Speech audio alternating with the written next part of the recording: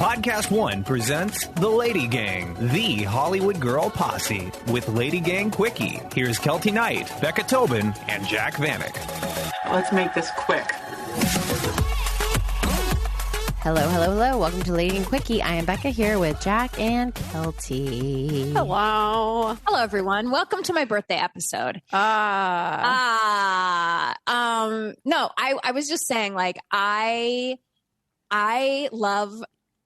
I hate the passage of time, but I love the passage of time because I'm, not to say I'm the best at recording life, but because I journal, I have so much like written nonsense about where I was at different points in my life mentally, like that no one knows. And so, here I am turning 41, and it's so fucking crazy to me that a year has passed since my big 4-0. And I truly, if you'd asked me on January 27th, and I wrote about it in the book, devastated to turn 40, thought my life was over, was like, oh, my career's over. This is like the best has been, and what's coming will just be whatever. And 40 was a very difficult year for me for a lot of things behind the scenes, but it was the best fucking year.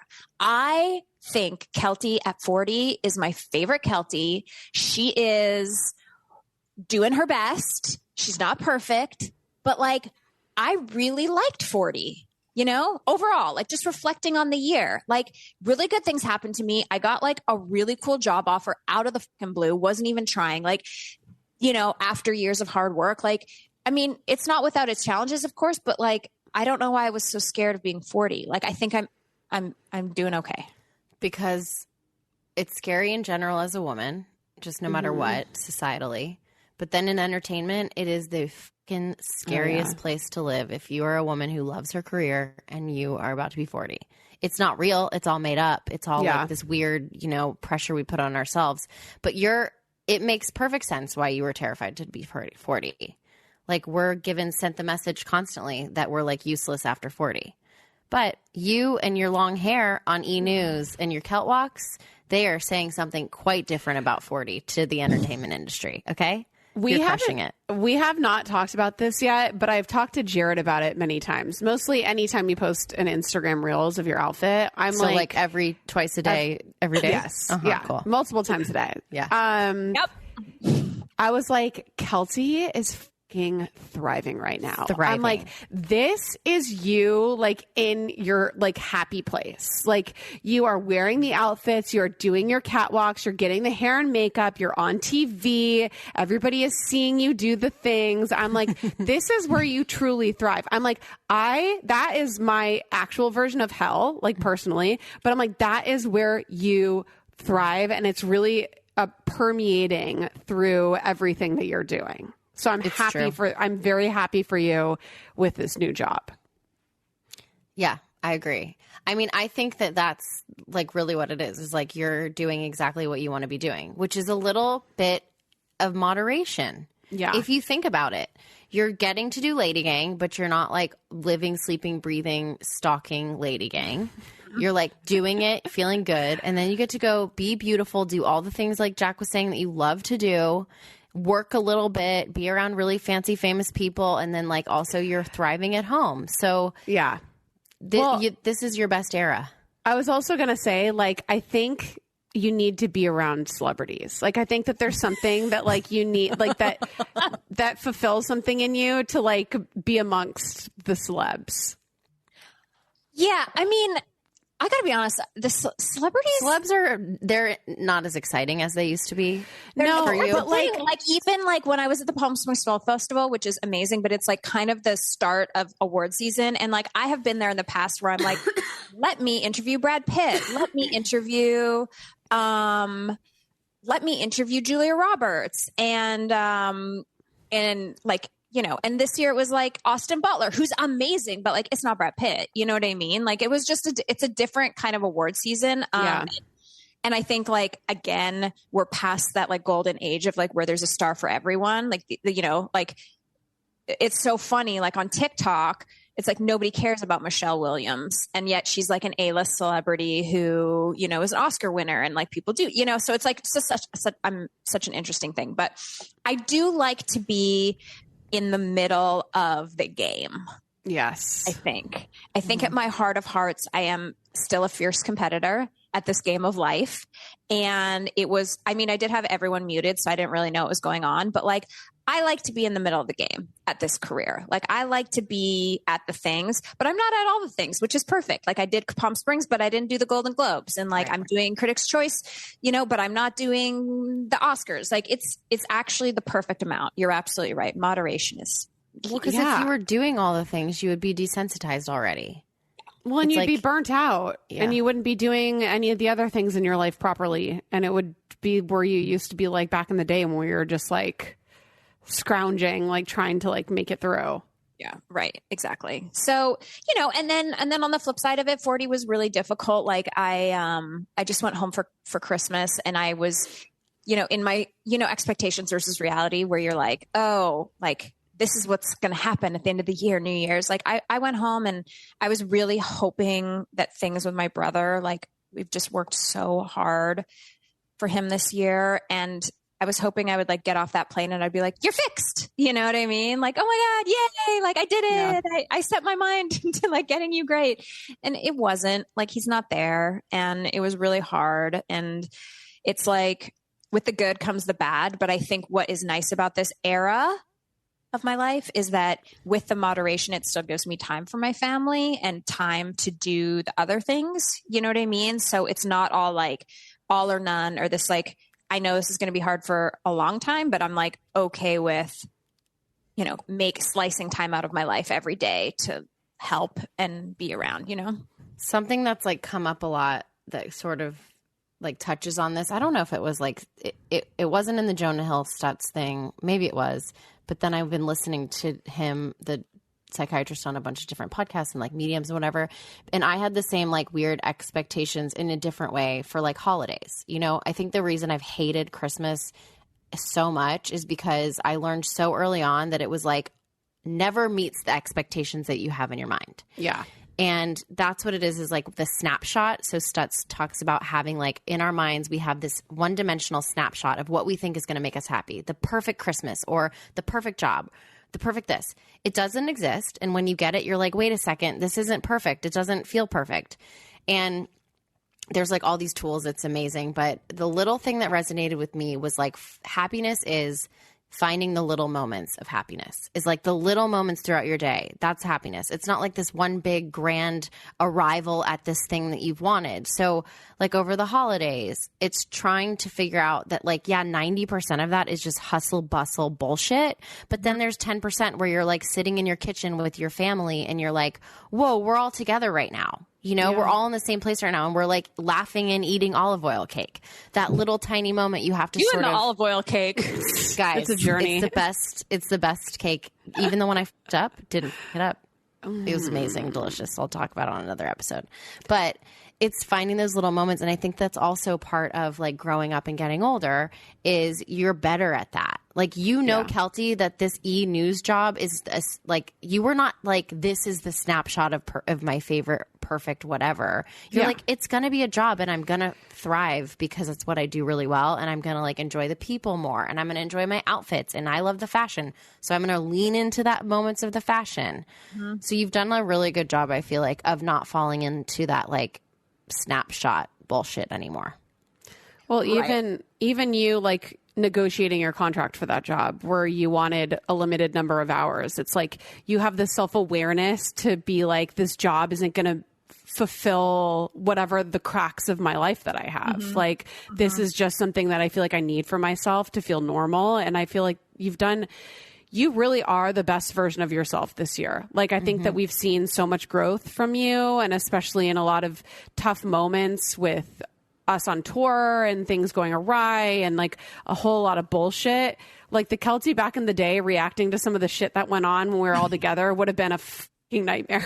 Like, it would have been like a hurricane. And you've just done such a good job at balancing a lot in your life, including like your emotional response to a lot of things. So you should feel very proud of yourself, because 41 Keltie will be even better. It's going to be even better. I mean, I do miss the 25-year-old Keltie singing "Hey Mickey, You're So Fine" in a New York City audition studio. I mean, I'd give big money to see that.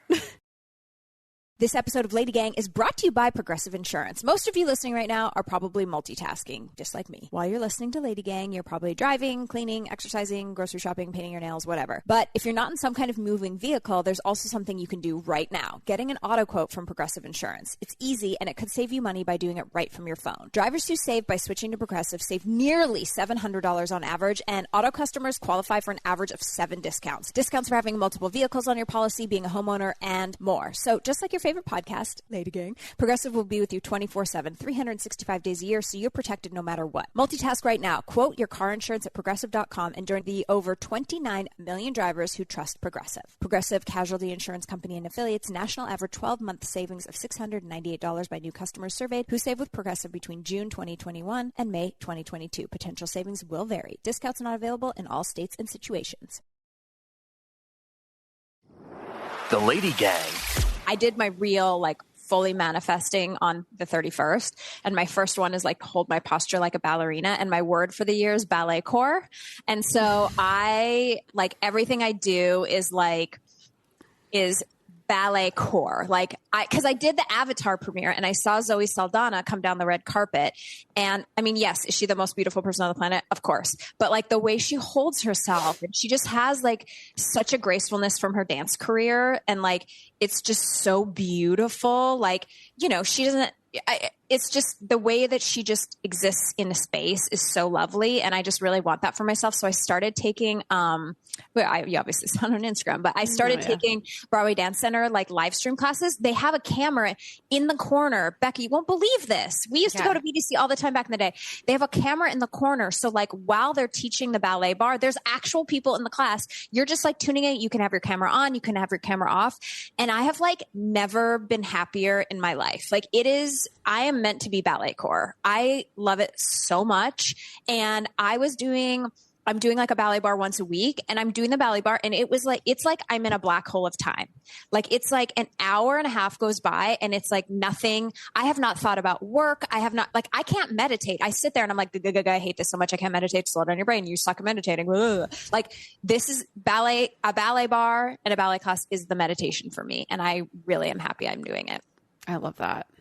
And next, I want Becca and I to do a musical theater class from home. Put on your Laducas. Do you still have them? I have nowhere to do this. You have a whole gym in your... What's a musical maybe when you come theater to LA. class? Well, Jack, it's if we were dancing to Hamilton, your favorite musical. Ooh. I don't want to dance to Hamilton. I want to listen to it in my car. You can sit in the corner and cry. I will. Yeah.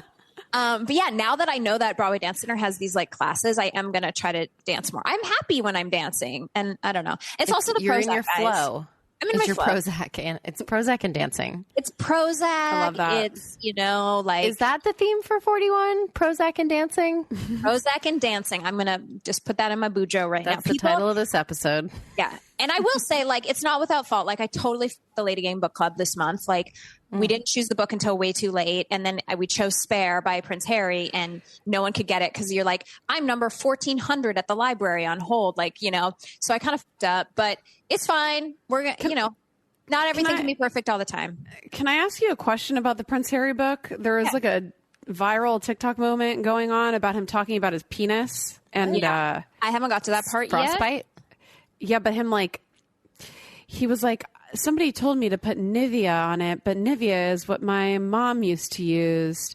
So I decided to do it. And when I opened the jar, I got all these flooding of emotions about my mom. But then I stroked my penis with it was very bizarre. It's wild, yeah.